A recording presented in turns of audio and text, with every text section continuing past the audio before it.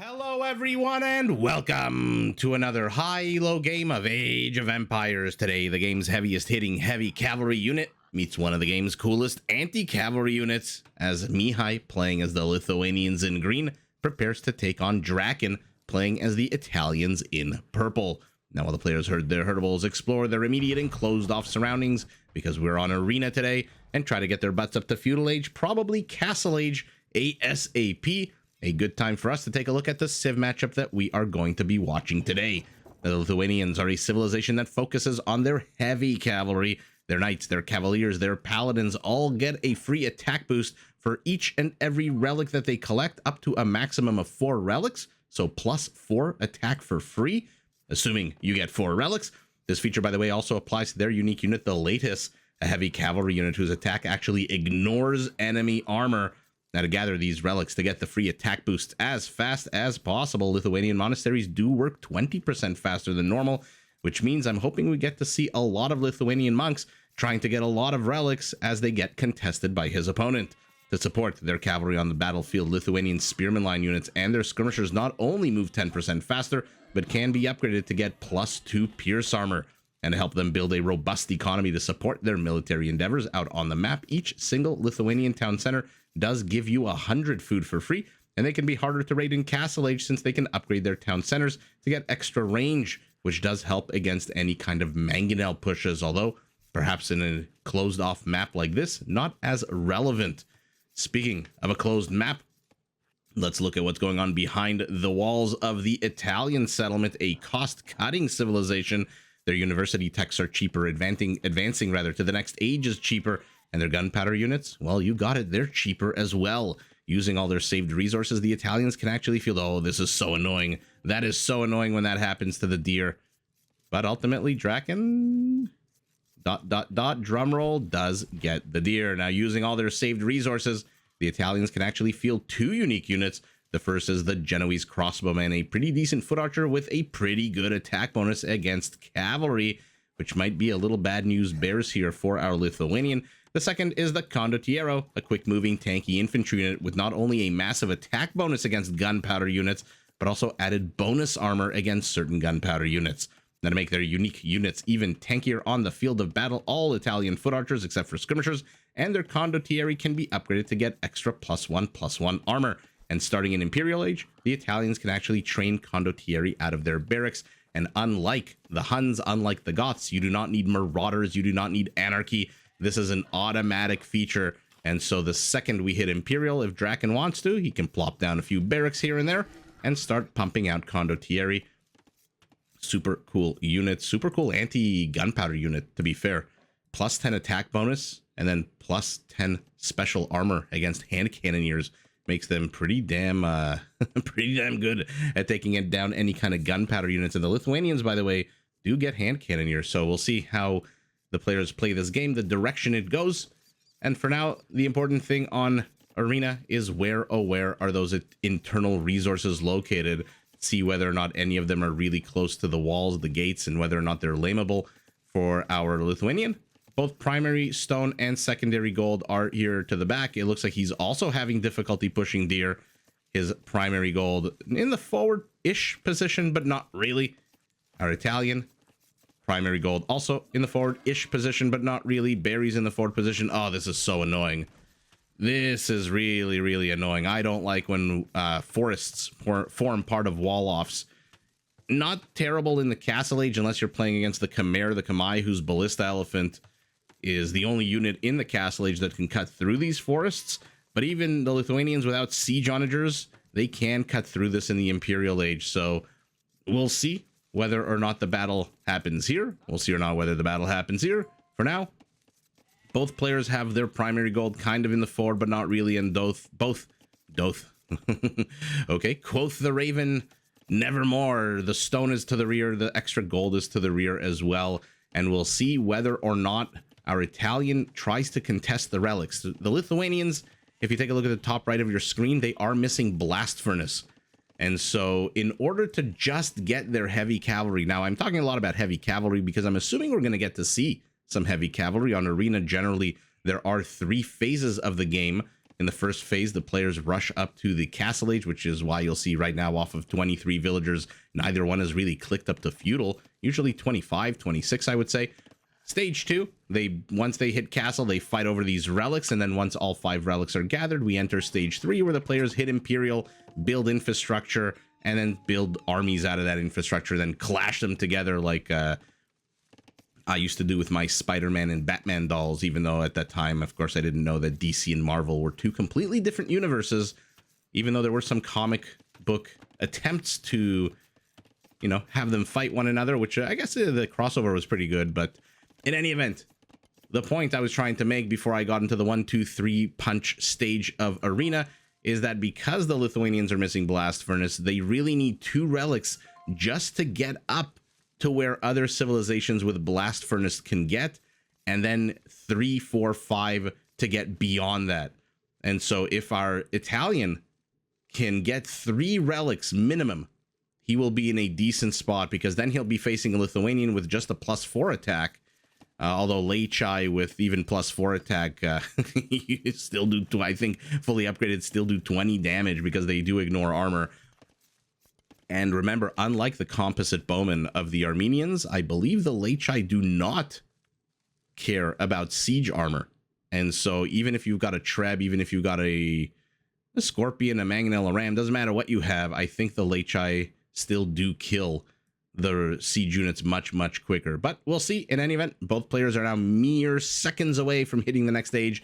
They both have the exact amount of resources they need to go up to the Castle Age. It looks like our Italian needs one more little tiny sliver of gold, but I'm assuming by the time he finishes his blacksmith, I'm assuming this is a stable, he will have it, and a blacksmith in a stable. Okay, so we are going to get to see a nice contestation of the relics, a nice battle being fought over these physics-defying little golden idols.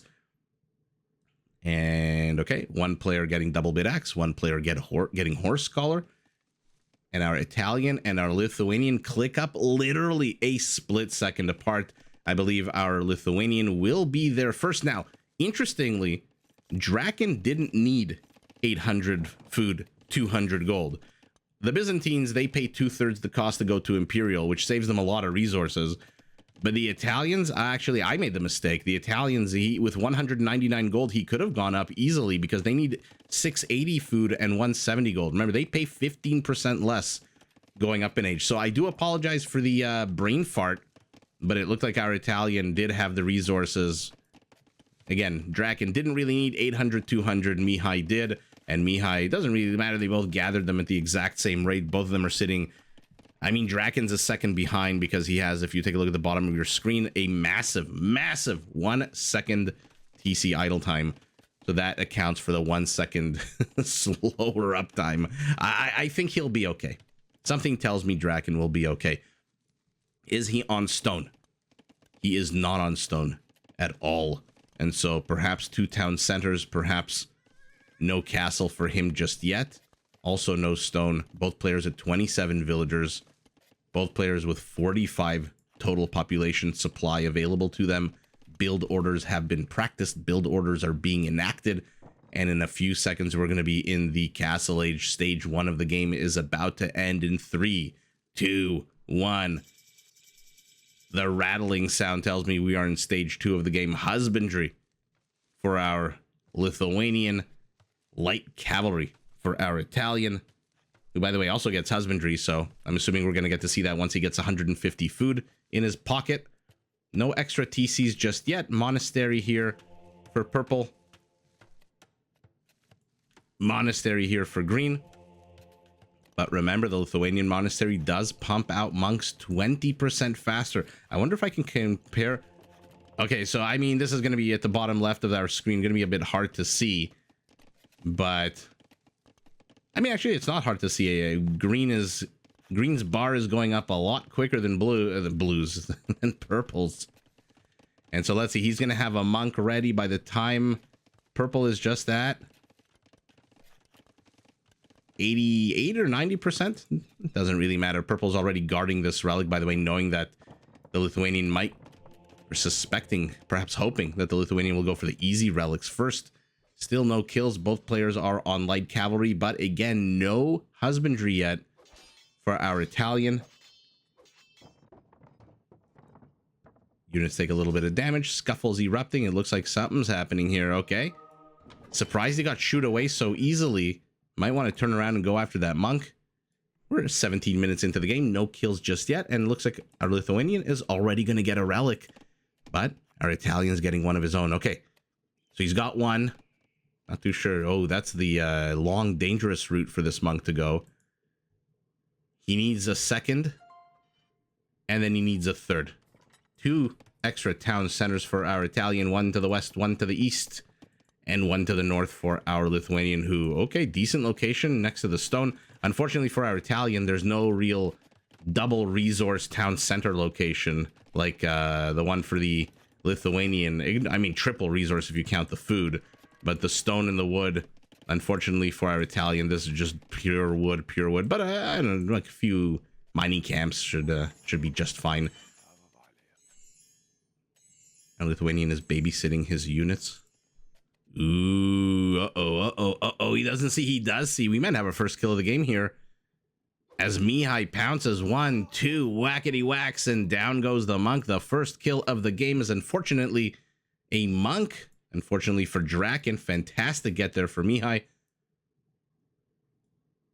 Okay, a second relic. By the way, Mihai should see that the dot has disappeared from the mini-map. Ooh, if this scout just goes a little bit... Okay, never mind. Now he sees it. He's going to go straight for that monk. Another kill here. Another monk. This one carrying a relic. Luckily for DracKeN, I mean, it sucks to lose 200 gold for our Italian. But he's brought the relic a little bit closer to home. How many relics are still left out on the map? 1 to the right side, 2 here on the left. And so it's possible our Italian can actually get 3 relics and therefore deny our Lithuanian any kind of advantage over him with Blast Furnace. But maybe not. Maybe not. It's getting teefed right underneath his very nose. What are the light cavalry counts? 7 to 7. Surprising that no one's adding any extra here or there. Oh, he's gonna get this one as well. I thought this just goes to show you how bad of a caster I am. I thought these two were definitely gonna go to the Italian. So all of a sudden, our Lithuanian does have 3 relics. Our Italian is not contesting this at all. Why is he on the defensive right now? This is not how you're supposed to be playing against the Lithuanians. Although, wait a second. Dum. Let's see how he maneuvers. Purple, green tries to body block. Doesn't really matter. So hard to body block. He does lose 1 to a conversion. Loses the monk, but does he care? He brought the relic safely home. And now all of a sudden, at the very bare minimum, our Lithuanians heavy cavalry, if we get to see heavy cavalry, is going to be at a +1 over Blast Furnace, which basically means +3 on the whole. And remember, that applies right now in the Castle Age. So I'm talking a lot about Blast Furnace. That's an Imperial Age upgrade. So now in the Castle Age, ooh, let's see if he can close on this one monk. Dum. Will the monk make it?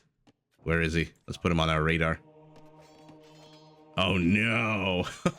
Oh no. That is so sour. But remember now, if he gets this relic in the Castle Age and he gets, let's say, forging and iron casting, he could potentially have knights with +5 attack, which is a ridiculous statistics. Can you imagine? Statistic singular. Can you imagine a 15 attack unit in the Castle Age? That's not a siege unit like a Mangonel. Everyone else would be at a knight attacking on a 10+2. The Lithuanians could potentially here be at a 10+3. Although now with the second relic returning home, the third relic, I'm assuming at some point it's going to be returned home with this green monk kind of hanging out. Stage 2 of the game is over. Stage 3 is beginning. Interesting location for a town center. I thought maybe he would want to put it here so he could at least have access to the wood, but no, I guess he's more focused on having access to this gate so he can retreat. 4 town centers to 3. I mean, DracKeN kind of, but not really contested the relic gathering. They're not the greatest of relic battles out of him. And so our Lithuanian does have 2, 3 right now.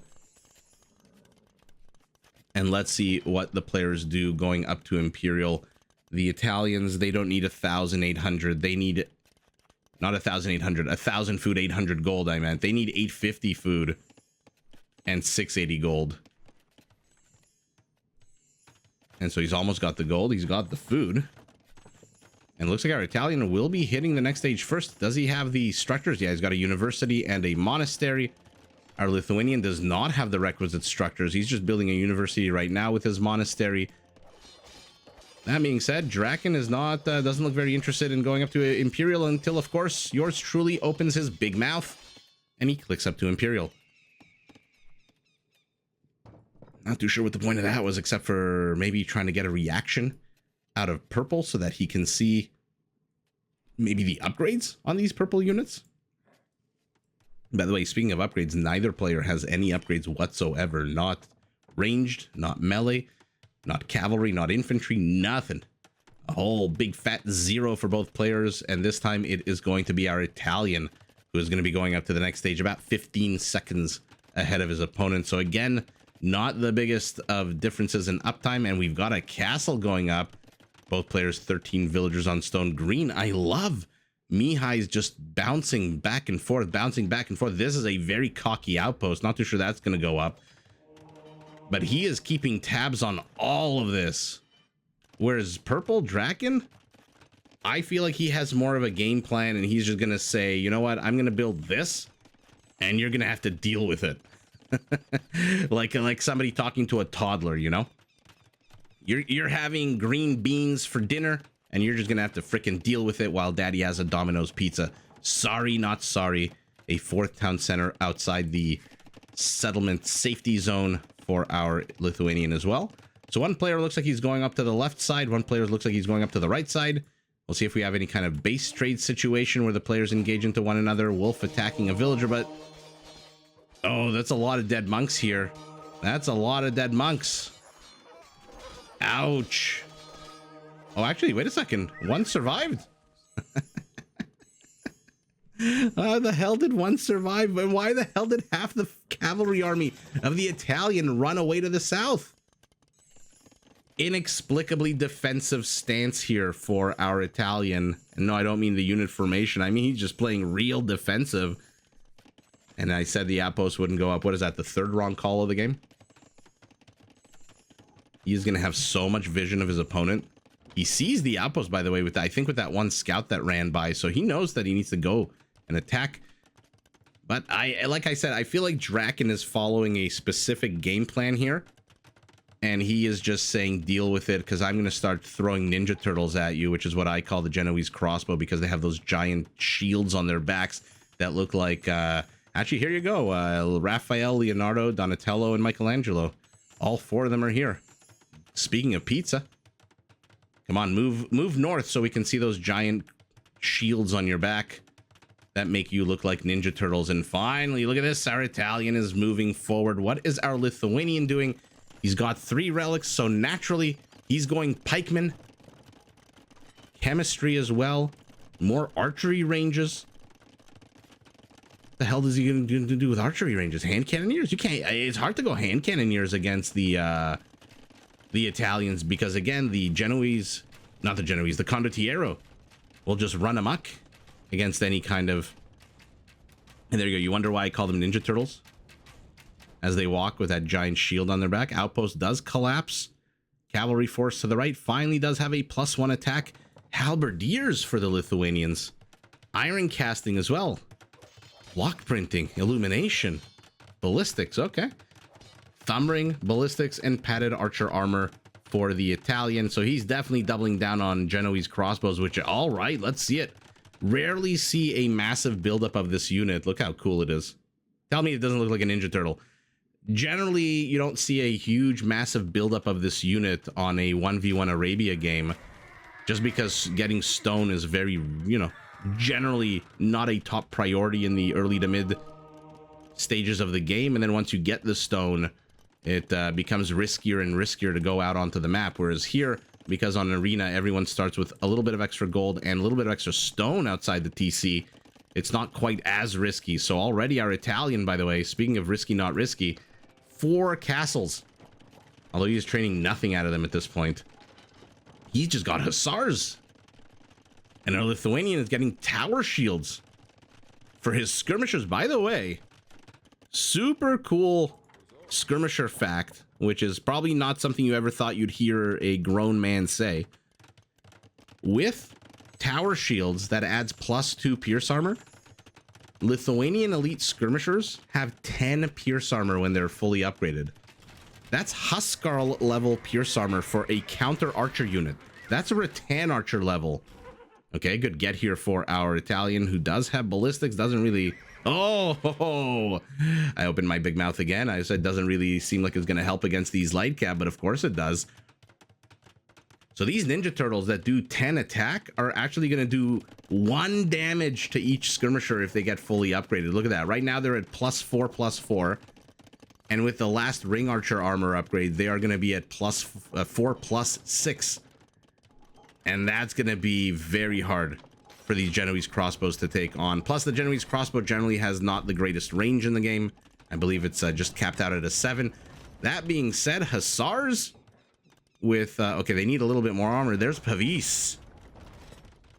So these Genoese crossbows are going to come with a little bit of extra armor now. +1/+1. But the Hussars need to get... Yeah, okay, now he's getting... the old plate barding armor, chain barding armor, plate barding armor. It's also kind of barding armor. I don't know what barding is. I thought a bard was somebody who worked in a medieval court, but I guess it's some kind of medieval clothing technique. I don't know what the hell it is. I should probably Google it after this game, or somebody in the comments will just let me know. Treb goes down. 2 Lithuanian BBCs are moving forward. This might be a good time for some Genoese. Again, I did it for some condottieri to show up. Is he really scared of a few losses to conversion here? No, I think he's more scared of these halberdiers, which now with tower shields have a lot of armor. A lot of armor for the Lithuanians. Usually on Arena, the players throw their heavy hitting units into one another. And then if any of them survive, it devolves into a trash war. Our Lithuanian is doing things backwards. Do you see a single heavy cavalry unit for him? Not a one. He is going full on trash against the Italian. And so far, numbers do prevail. 28 army count for our Italian, 50 for our Lithuanian. Let's see what he's got behind this. A siege workshop up here. Any more stables besides the one that he built earlier? No. He does have 2 castles up. Interestingly, using a castle as part of the wall off, it does expose it to siege potentially. Now are these guys fully upgraded? Look at that pierce armor on a skirmisher. I mean, it's already bad enough that you have to have that you're dealing with skirmishers. Oh, by the way, look at this. Murder holes. Just as our Italian is starting to get a whole bunch of infantry upgrades, and our Italian catches out a bunch of villagers. But if you're going trash, do you really care that you're losing a bunch of villagers? Probably 120 is where you want to be if you're going trash. On the right side, skirmishers continue their bombardment. These Genoese crossbows are not going to do anything. Even a castle is going to do very little compared to what it usually does. I say that and immediately guns down to skirmishers because, you know, that's just the way this cast has been going so far. Some casts I'm very like on the ball. Some casts I'm not. Oh my goodness, fortified wall for our Italian as arson gets researched, and chainmail armor for our Italian, who is now adding how many barracks? 8 barracks. Remember, we're in Imperial Age, so they can train condottieri all the livelong day. Has our Lithuanian caught wind of this? No, he hasn't. He's seen some stables, a archery range, and oh my goodness, I spy with my little eye a couple of Lechai, who with iron casting should be at a +5 attack, 21 damage. I mean, I know there are units that have a higher attack, but no one does as much damage. No one does 21, no cavalry unit, I should say, does 21 damage to its opposing unit, to its enemy, to whatever unit it happens to be fighting. Even the Persian War Elephant, even the Teutonic Knight, even a fully upgraded Paladin factors in the enemy's armor. And so unless you're attacking a, I don't know what, a Gurjara Camel Scout with no armor, then you do full damage. But the Lechai, man, do they pack a punch. 21 attack is ridiculous. I see some condottieri. They are running away, though. Smart move out of them. Their stats are not bad as well. Not exactly the highest of attacks for an infantry unit. But again, this is a unit that relies on its bonus. And once this battle is over, I do want to take a look at that bonus to make sure I am not full of lies here. Skirmishers just wailing away at this Italian army. Plus 10 gunpowder and plus 10 infantry armor is that special anti-hand cannoneer. I believe it's just hand cannoneers. Oh, Treb goes down. All the Trebs go down. And our Italian is Trebless in Seattle on the right. He has 2 of them on the left, but there's nothing here on the left. Lechai chasing Condottieri chasing into a Treb. 2 battlefields erupting before our very eyes. Now the Condottieri need to get the hell out of here. Not too sure they can take on 21 attack Lechai. Yeah, they all get melted, and now the BBC is gonna die as well. Yeah, so there you go. It does ignore the armor of the BBC. Yeah, I don't think the extra armor applies to like bombard towers or cannon galleons. I think it's just unique that infantry 10 is unique to hand cannoneers, which if you think about it is a ridiculous thing against hand cannoneers. Not only do you have a plus 10 attack bonus, they also do 10 less damage. And a hand cannoneer, aside from the Burgundians, attack on a 17, so that is a massive reduction. Another Treb falls, another Treb falls. The Lechai abscond their upgrades. They are fully upgraded. Both players at 200 population. I'm trying to think if there's a... We casted a game recently where we saw the Incan army. It was the Hera Heart. The Shun Isia Cup, the SAX Cup, that's being hosted by one of Vivi's viewers, the $20,000 Arabia tournament. We saw Hera taking on Heart. Heart was the Incas. And speaking of gunpowder and Condottieri, made me think of how gunpowder really is the bane of the Mesoamerican civs here in the game. I'm wondering if there's any... Do any of the Meso civs have a unit that counters, like, let's say a hand cannoneer? Not really, right? I mean, except for skirmishers that have attack bonuses against archers, and the hand cannoneer technically an archer. In any event, not a single hand cannoneer anywhere on the field, so I'm going to shut up about hand cannoneers. At the 46-minute mark, the Lithuanian is pushing in with a pretty scary army. Still, the majority trash, but he's thrown in 18 Lechai. Already they have 22 kills. He is healing them up with a monk as the Italian castle falls, but does he care? He's got 32 Genoese crossbows, training 13 more. He's getting architecture. He's getting Why is he getting devotion? I want to see the conversion count at the end of the game, but the trash prevails yet again. Meat shield gone, and Lechai are now free to close in on these Genoese crossbows, but they're elite. They come with a +7 attack bonus now against cavalry. Like I said, the game's heaviest hitting heavy cav against one of the coolest anti-cavalry units in the game. I say that of course, with my old man hands, click a hussar accidentally when I meant to click the Genoese crossbow. Hussars are punishing the attempt to take gold. And about 20-30 minutes ago, I mentioned that the players have absolutely no upgrades in the top left, top right of our screen. Now they have all of the upgrades. Both players have all the upgrades. Both players going a mixture of cavalry, ranged, and infantry. We are seeing all the branches of the military, including siege, Trebs for you, bombard cannons for you. The only thing we're not seeing is navy, which on arena, I'm going to assume we're not going to see anytime soon.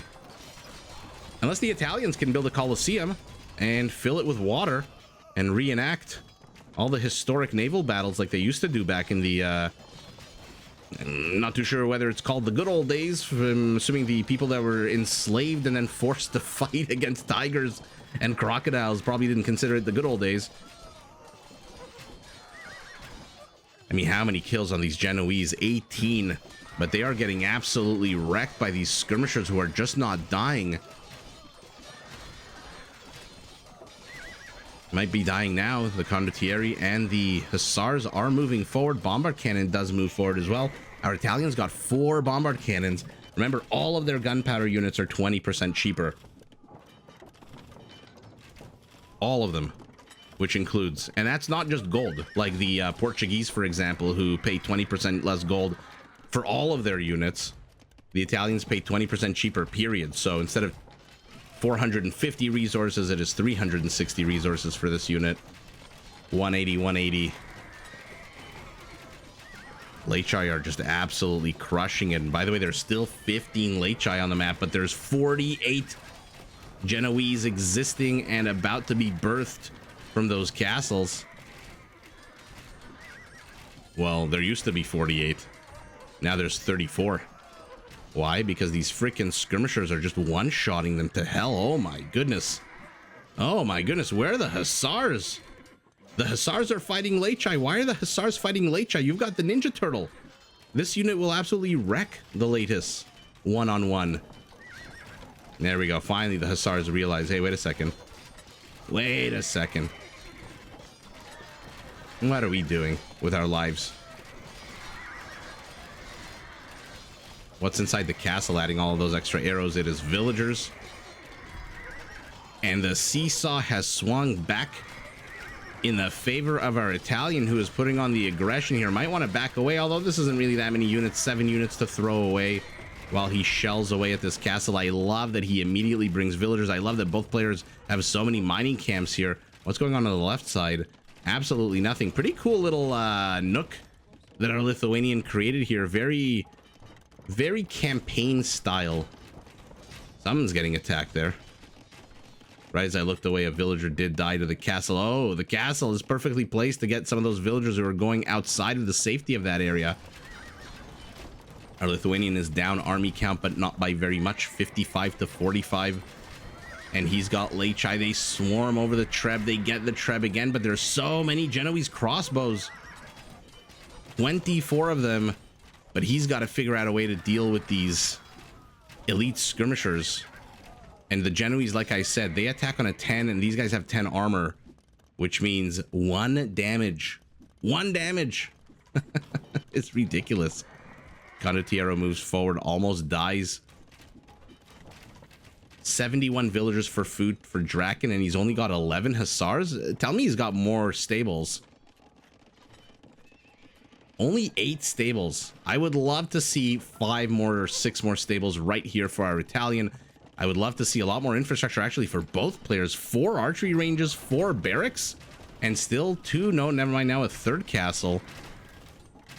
Not a lot of infrastructure out of these players, which means they can both stand to build a little more. They both have about 1,000 wood each, and basically means they are both very slow to reinforce their armies, which is why we're seeing such wild swings, why we're seeing Trebs attacking. Some Trebs didn't get the memo that now is the moment to fight. If you can replenish your army, there's usually just a never ending. I mean, look at the battlefield. Look at all these dead bodies all over here. This is what happens when you can replenish your army well. But now, our Lithuanian is training 10 units at a time. Actually, our Italian is starting to bank up. He's hit 200 population again. His Genoese crossbows are taking down Lechai. I feel like they're missing a lot of their shots, which is not great. Oh no, 1 Treb down, 2 Treb down, 3 Treb down. Oh, that's so sour. Even at 150 HP against the 21 attack, they do not last very long. Our purple is going to lose a bunch of villagers, but you know what? Mission kind of accomplished. The stone has been mined out. The gold, 84 left. Actually, both players' mission accomplished. I think they both took it. Bombard cannon ball. Oh, it went after the villager. I thought it would go after the Genoese. Random halberdier gets it in his head that he can take on these archer units. You are not right at all. Bombard cannons taking down Genoese crossbows. Italian Hussars are now chasing those bombard cannons. Gets both of them. Both players just absolutely slaughtering each other's expensive units. The problem for our Lithuanian is that, again, the Italian pays 20% less for his gunpowder units. Wait a second. What the hell just happened to the population of the Italian? Oh, now he's adding infrastructure. Now when there's an army right on top of his head. In times of peace, prepare for war, you know? In times where the war is over here, build infrastructure, because by the time the war gets to your doorstep, it is too little too late. Although, Lithuanian is more focused on units right now than the infrastructure that he sees going up and under his very nose. Our Italian is down 40 population. He's going skirmishers and hussars, so I guess the age of the crossbowman is over. The age of the orc has begun. Ooh, there we go. Oh, yeah. I mean, this is... it's a good number of archery ranges. So people generally on Arabia complain that they don't like skirmisher wars in Feudal Age. Well, you're not going to like this, because I'm assuming we're going to get to see a lot of skirmishers right now. And the extra armor against skirmishers is good, but remember, versus each other, they still do a little bit of bonus damage, +4 against archers. I mean, obviously the Lithuanian one is here much stronger. Actually, is it much stronger? No, it isn't. I think they both just do 4 damage to one another.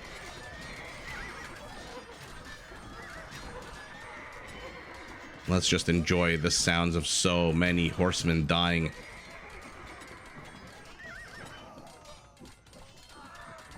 I thought he's throwing in some barracks as well. Honestly, this is what the players should have been doing the entire time. There should have been map creep going on left, right, and center. Our Lithuanian's about to take down this castle, and our Italian's out of gold. Our Italian only has 70 gold, 2 relics to 3. He's down in relic gold, and 0 villagers on gold. Whereas our Lithuanian has 11 villagers on gold and 3 relics. But in a trash war gold, that was me being very dismissive, going, can be important, can also not be important. Looks like that castle is being shelled away at falls. Oh my goodness, what is this, 4 trebs now? Oh man.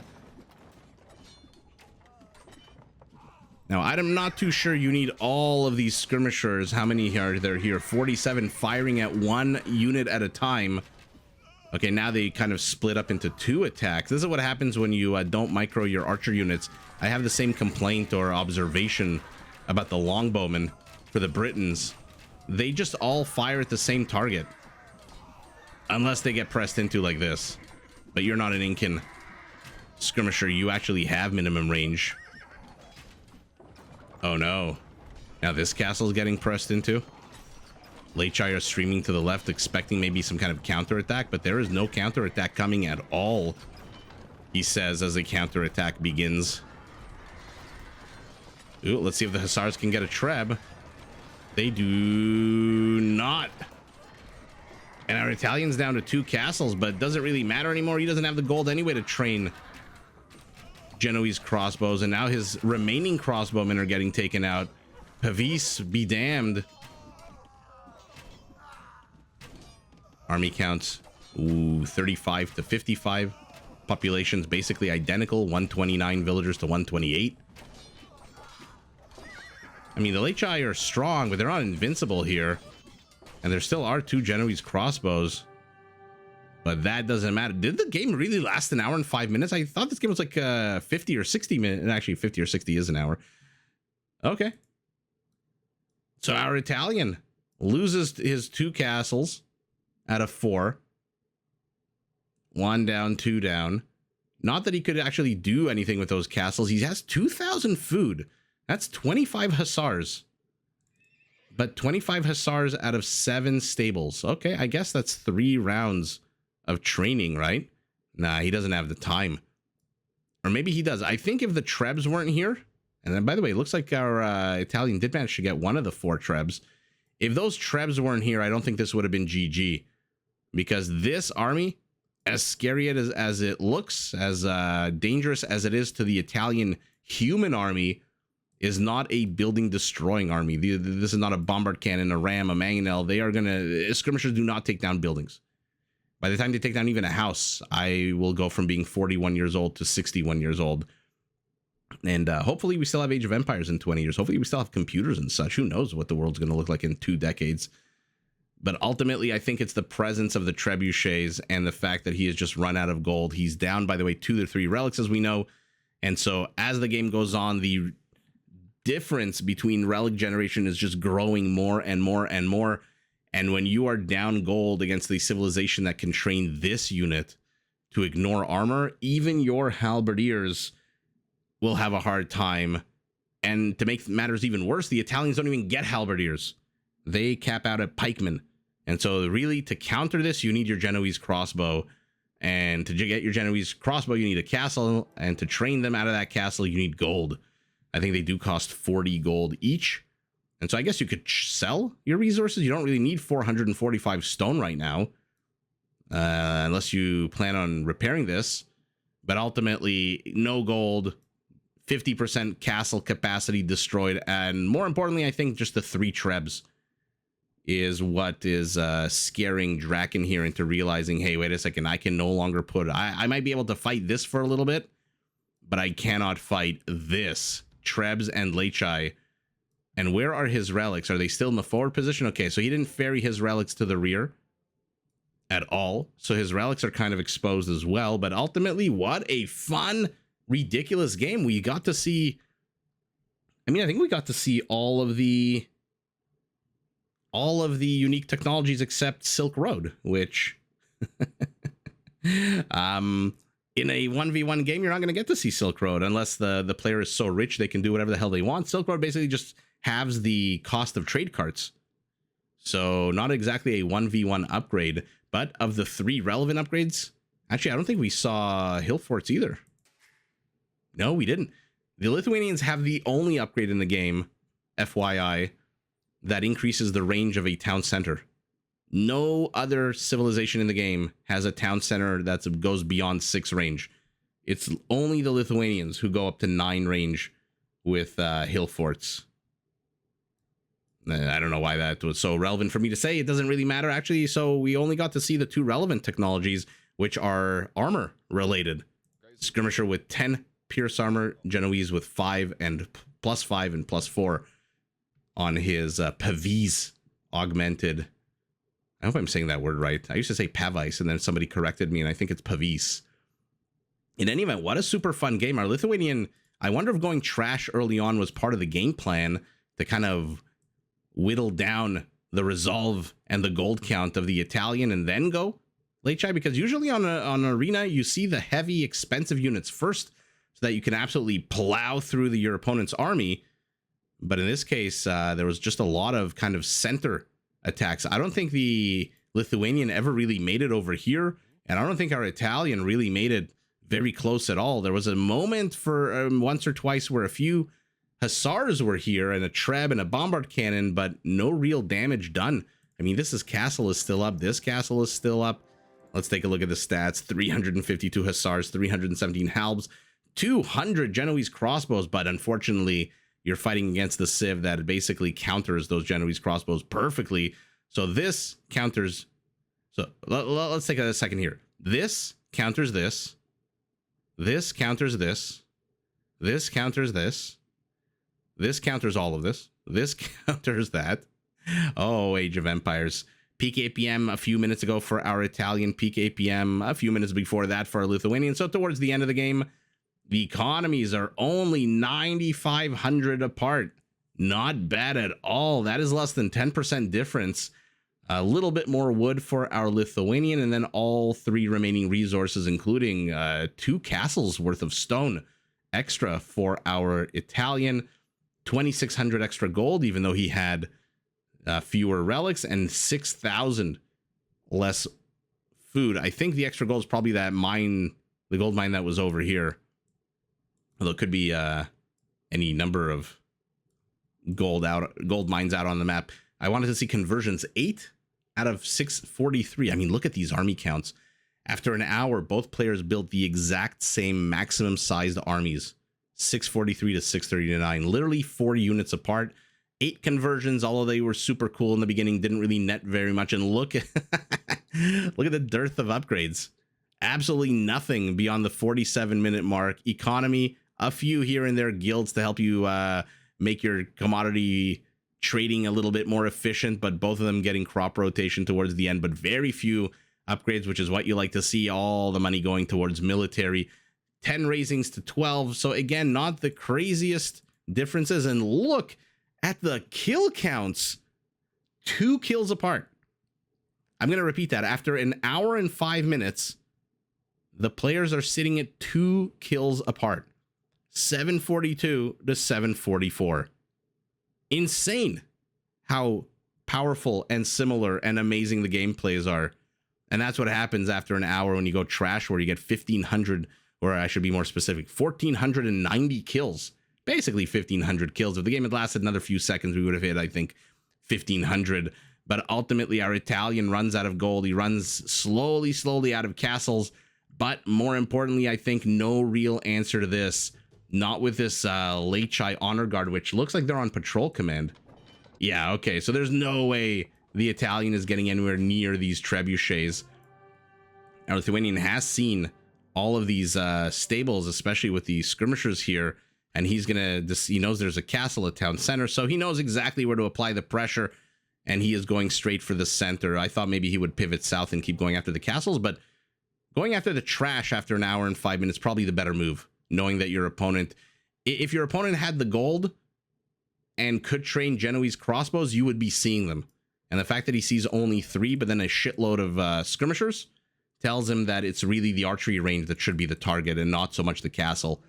2 castles are not as big a threat right now as 8 archery rangers. And so Mihai perseveres a little bit longer, spends his gold a little bit better, and at the end of the day remains alive with 13 Lechai. How many kills do they have? 18 kills for them, and only 4 Genoese crossbows with 2 kills. The rest is all trash with the exception of the Trebs, and our Italian runs out of gold, runs out of steam, and runs out of runway. Taps out, lives to fight another day, and it is Mihai, our Lithuanian in green, who takes it, but GG to both players. Did you enjoy this video? Check out these other clips and make sure to subscribe and enable notifications so that you're notified of my latest uploads.